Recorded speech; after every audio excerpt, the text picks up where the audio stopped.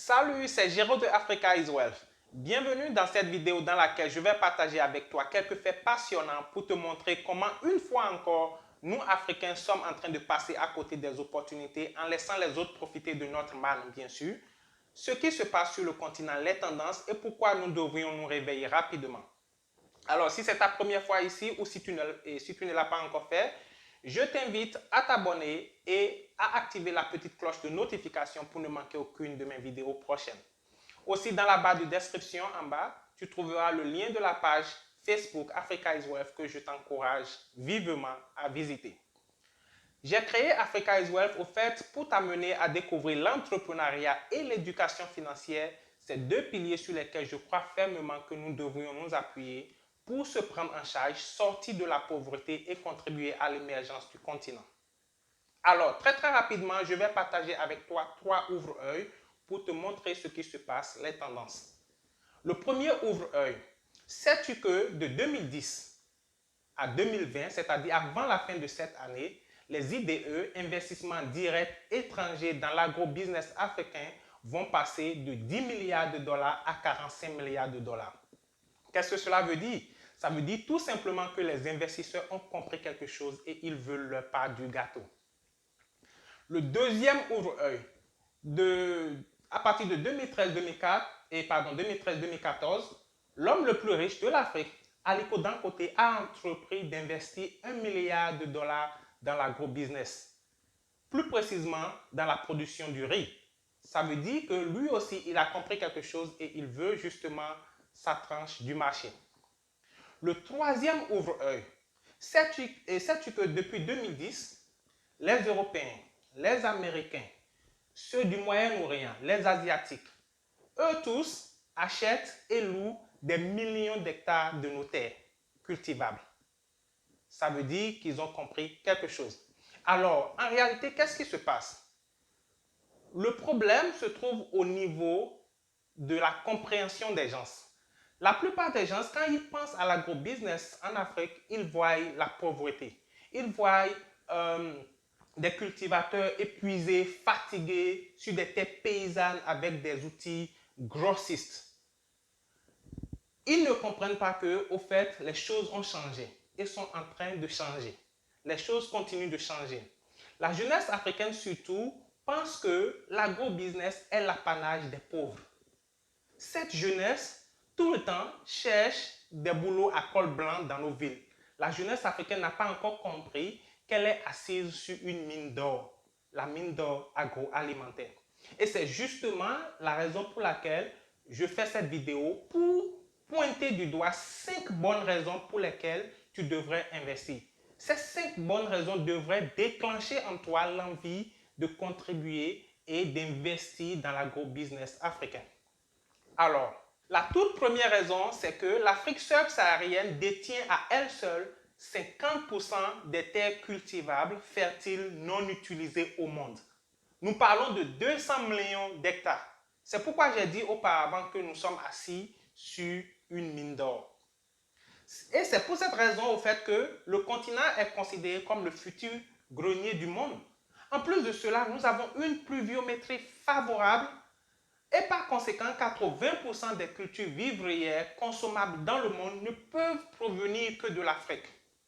Sincèrement, réellement, nous sommes assis sur une mine d'or. La deuxième raison, c'est que nous avons un marché interne.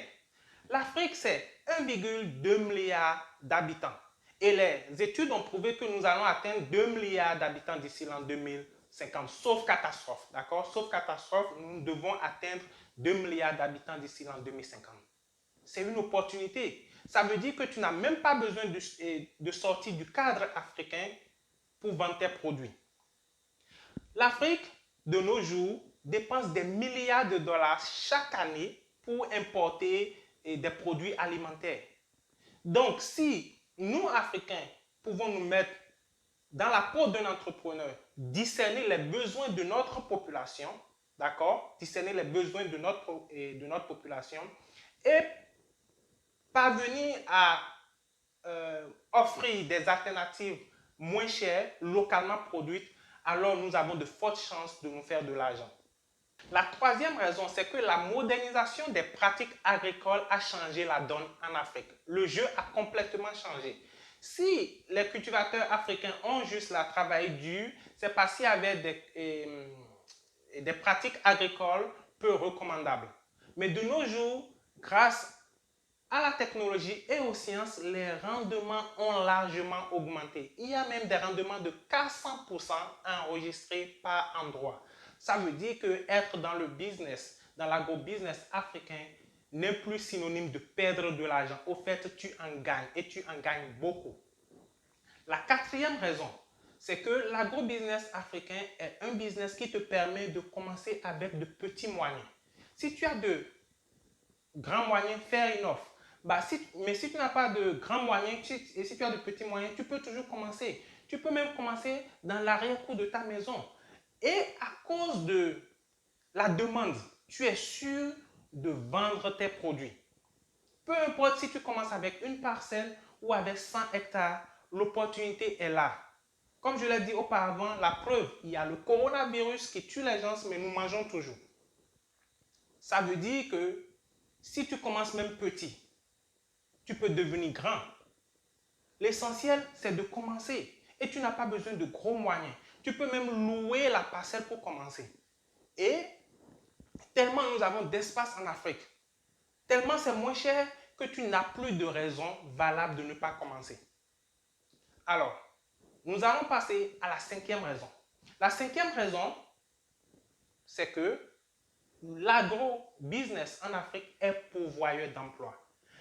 Sais-tu que même à l'état actuel des choses, l'agro-business africain emploie 60% de nos populations?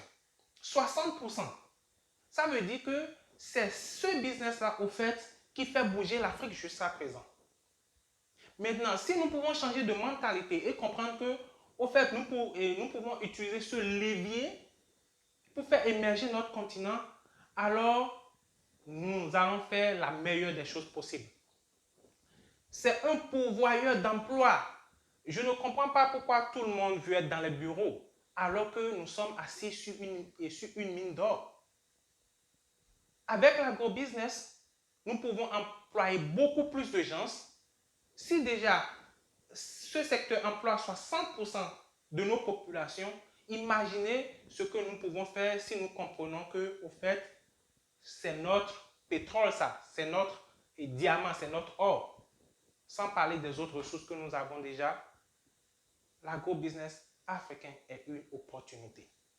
Alors, si tu cherches un business à grand impact social qui va te permettre de contribuer et de faire émerger notre continent, si tu cherches un business qui va te permettre de contribuer et en même temps te faire de l'argent, alors je t'encourage à sérieusement considérer l'agro-business. C'est ici l'occasion pour moi de faire un big up à Loïc Kamwa au Cameroun et aussi Tanguy Nikoku des Jardins de l'Espoir au Bénin pour leur travail. Voilà deux jeunes qui ont compris que l'agro-industrie est un business et ils sont sûrement des modèles à suivre. Tu sais exactement là où me trouver. C'est Géraud de Africa is Wealth et on se retrouve dans la toute prochaine vidéo.